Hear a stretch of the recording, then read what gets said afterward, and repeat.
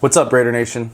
This is Sean with Sin City Pigskin, your new favorite channel for all things Raiders. I just wanted to make this video to go over some of the decision making with our team since the whole Gruden thing and since the end of the season. Of course, as we probably all know, we do have a new coach. Josh McDaniels is taking the place of Rich Bisaccia. I just want to briefly cover our old regime, what we had with Mayock and Bisaccia and what went wrong there, how I feel about that. And then we can, of course, get into where we're heading as an organization now as we head into the McDaniels era. So let's get right into it. So guys, I know a lot of us, including me, were thinking, you know, after we've reached this level of success, given all the adversity this year, why go ahead and change things up now? Us having that much, you know, chaos going on, and we still were able to make the playoffs for the first time in, what, 5 years? But we had our starting quarterback playing in the playoff game for the first time in 20 years. Our roster, it's just been getting better every year. And it seemed like our culture is better than it's ever been. And even in the face of all this adversity. And of course, we all know we had to get our lumps in the beginning with Coach Bisaccia. You know, things did not look great after the Giants game or the Washington game. But you begin to see, right? Like, as we had that last string of wins, I couldn't believe my eyes when we won those 4 games in a row, some on the road, some against good teams. We needed 4 in a row and we got it done. It was like we had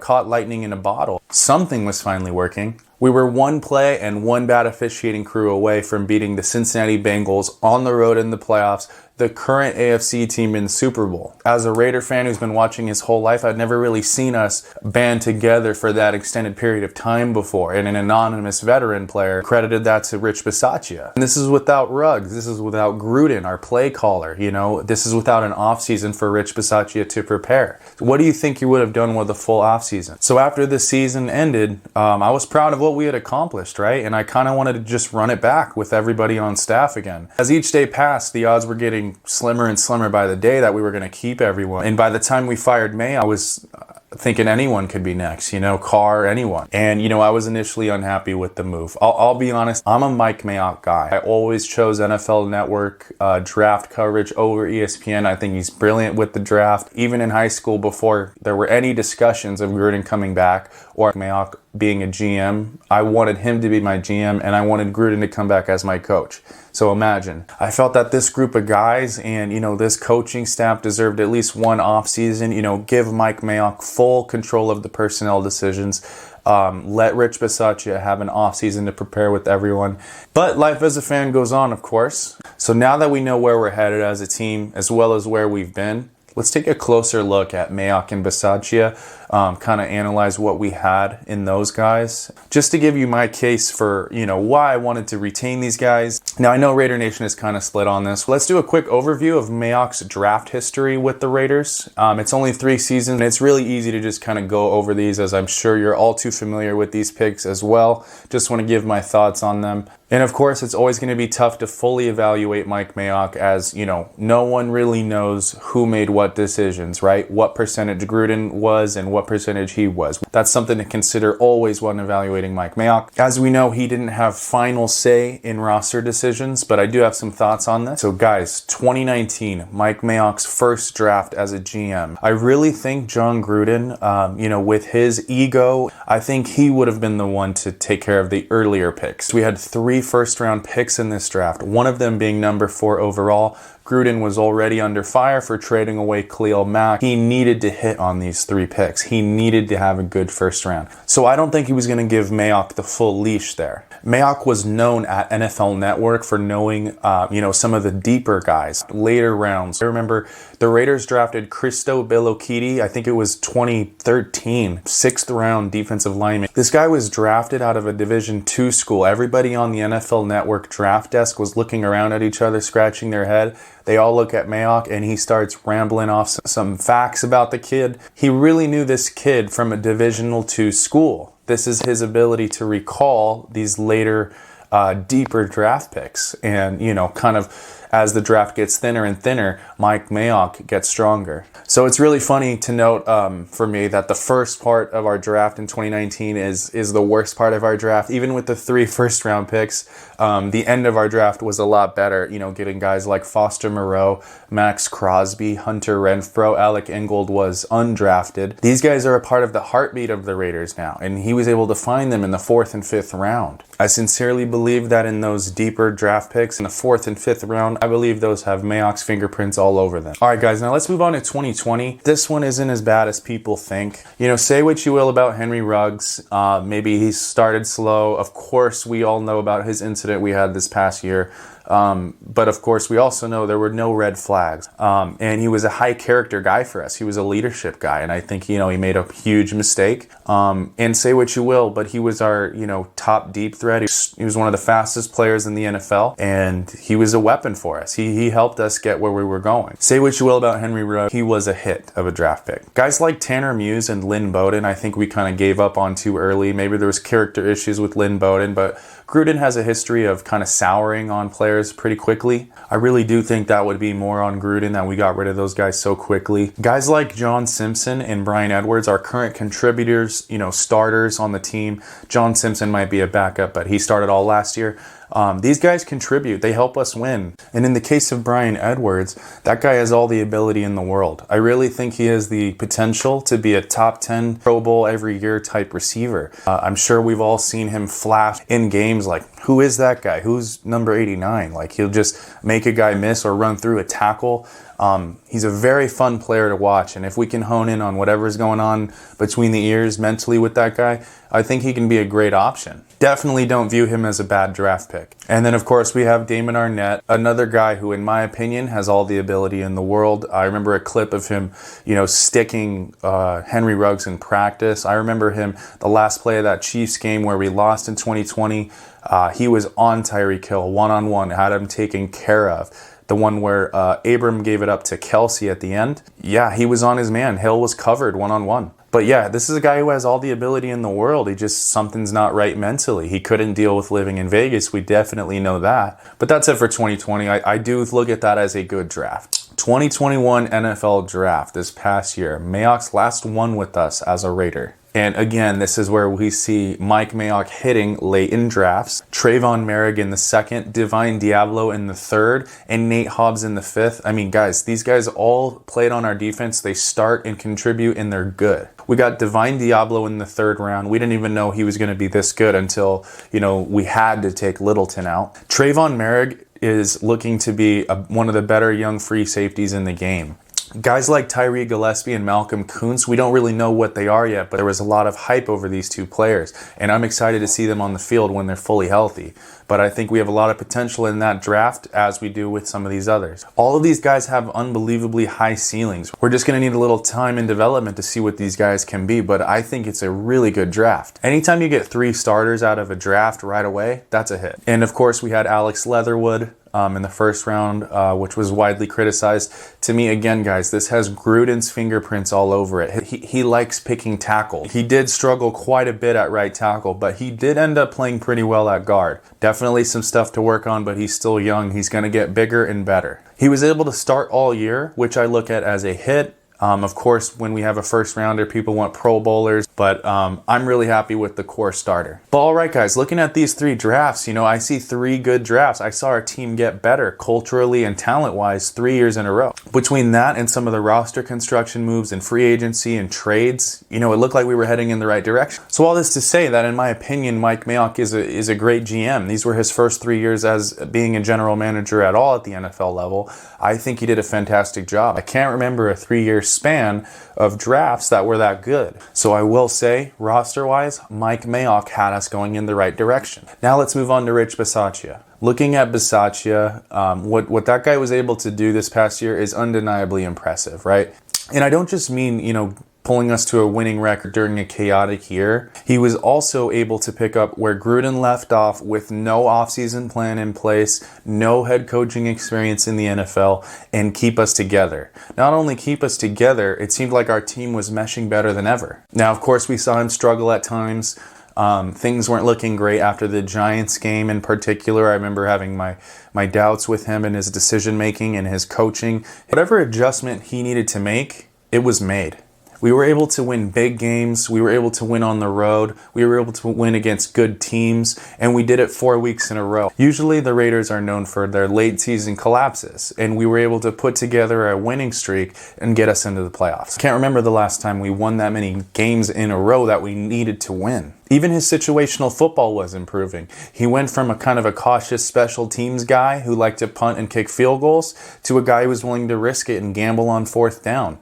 So Rich Bisaccia, to make that adjustment and go from conservative to aggressive, even sprinkling in a few fake punts, I think that was a key in us getting to where we got. So hopefully you can kind of see why I was feeling this way. I definitely wanted to keep these guys. I thought they had earned it. But let's move on to where we're heading now. Now, of course, we all know that Josh McDaniels and Dave Zeigler were hired as the head coach and GM, respectively, of the Las Vegas Raiders, which also led Raider Nation to more questions and complaints. Many people are saying he didn't work out in Denver. None of Belichick's assistants work out, things like that. Raider Nation doesn't like the Patriots, so maybe some of us don't want, to get all patriotic and, copy them directly.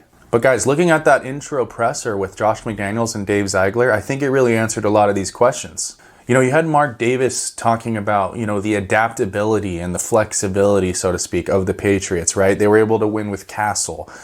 He didn't mention this, but like Brissett and, Hoyer, they were able to do well with guys like this. Even with Cam Newton in the beginning before he got COVID. He spoke of the development of Tom Brady. Tom Brady got better. He wasn't always this good. And, talking about this flexibility, the ability of the Patriots to pound you running the ball, to maybe pass it, doing trick plays, zone run, power run, quick throws. They can go deep on you in the right situation. Winning with backups, winning with, fourth string running back. This right here is why we shouldn't be mad at Mark Davis, right? He has a vision for the team. He has a clear and direct vision for what he wants. He wants what's best for Derek Carr. He's giving him a real system, a quarterback guru, kind of like a guy he thought he had in Gruden. This is the system. This is the identity of the organization Mark Davis wants. He wants people to be connected from GM to head coach to quarterback. That's what he wants. He doesn't want a system that he was just left with because of some scandal. He wants a hand-picked, carefully selected staff, all in continuity with each other. So that was a real eye-opener for me. It kind of let me know how much, thought Mark Davis is putting into all of this. And, as far as some of the other complaints, right? Josh McDaniels didn't work out in Denver. He was also only 33. He had only spent, at that point, maybe 5-6 years on an NFL team total. 3 to 4 years of coaching experience total at that point, and they gave him a head coaching job with personnel responsibilities as well, right? He's the guy who drafted Tim Tebow. So I do think it was a lot thrown after him. He even admits this in the press conference. I think it was a really key quote. He said, by his point in Denver, he was 33 years old. He knew a little bit about football. He knew less about people. And being a head coach is managing people. It's kind of why I liked Rich Bisaccia. But either way, he said he's worked on himself. He's learned about people. He's going to be a better leader now. And for him to come out and admit that this is why he failed, I think it was really big, and it shows, responsibility as well as growth. And you got other people saying Belichick's assistants never work out, which, I don't really agree with that. If you look at McDaniels, he's the only one of those guys also who left and came back, right? He left, came back, developed further, and he's the only one. And then lastly, if you're complaining about us getting all these Patriot guys, you don't like New England, you don't like Bill Belichick, you don't want any of those guys. Totally understand. I grew up hating the Patriots. Like I said before, with the culture and identity that Mark Davis and McDaniels are going for, I really think everybody wants their team to be that way. And I do think that if we start winning Super Bowls just like New England did, I do think all Raider fans will be happy about that. So I think it'll be easy to get over that. And again, people like to compare him to other Belichick assistants, but this guy's the belle of the ball in New England. They tried to keep him every single year. They literally got him to turn a plane around to Indy. Kind of thinking about how all of the pieces will work together. I'm starting to think this was a dynamite hire. We have a GM and a head coach tied at the hip who have experience together. One has a set role. It's a traditional GM role. He has all of the roster moves. One is a head coach. We expect him to call plays, but he'll still will have that head coach role. He's not going to be making the final decision. decisions on draft day, he's not going to be the one trading people out. I think if Derek Carr and Josh McDaniels get along, which I really think they will, we're going to see some magic. And the reason I do think so is because Derek, he's always all in. He's team first. With Josh McDaniels, on the other hand, he's known as a quarterback guru. I mean, he's been coaching the quarterbacks the whole time while calling the plays. So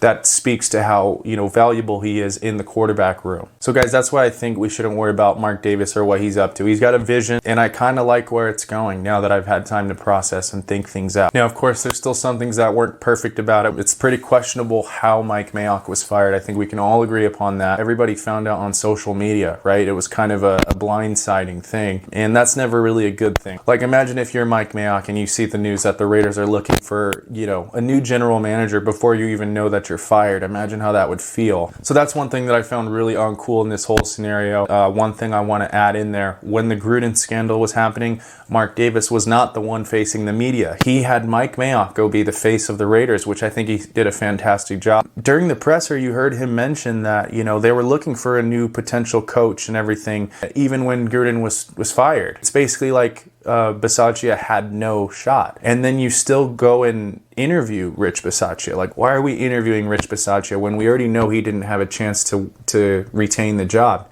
You were already thinking about candidates when Gruden left. So I just think it's really weird. It is a waste of his time to interview him. And then one more thing, when we were looking for new GMs, one of the people that we decided to interview for general manager was a Mike Mayock hire. I mean, I just think it's weird if you're going to go ahead and fire Mike Mayock, who has a track record, has done this for us. Why are we going to go ahead and interview one of his hires on the scouting department? I really don't understand that at all. It just kind of leaves you wondering, right? While he's sending him to do all those tough interviews about Gruden and Ruggs, it's kind of uncool if he, knew that he was going to end up firing him and still had him handle that responsibility. I'll be honest, guys, when Mayock was fired, that was the first time that I questioned Mark Davis. After seeing the introductory press conference with Josh McDaniels, I feel like we're going in the right direction. And I thought Mayock was a great GM for us and that Rich Bisaccia did more than any head coach in my lifetime has done. But as I've said, Mark Davis has a vision. He owns a $1 billion football team in the NFL, and that doesn't even do it justice for how big that organization really is worldwide. At the end of the day, Mark Davis was left with few options. He had a hand-picked guy that he liked in Gruden, and, basically the rug was swept from under him.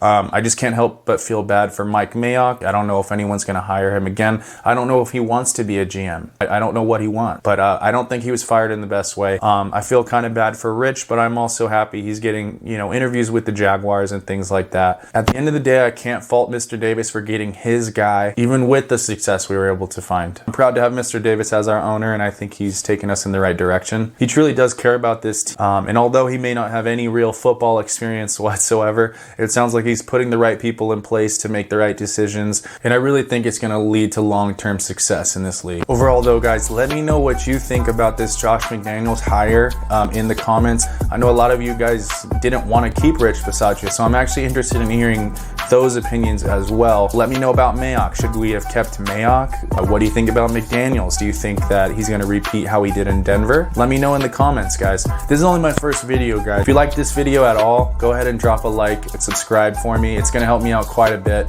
Stay tuned for the next video. I'm going to get into some free agency, off-season draft type content. I think between that, with Derek Carr and everything and his contract, there's going to be plenty to discuss. So exciting times right now, even though it's just an off-season. But I really hope you guys enjoyed the video. This is Sean with Sin City Pigskin. Catch you guys next time.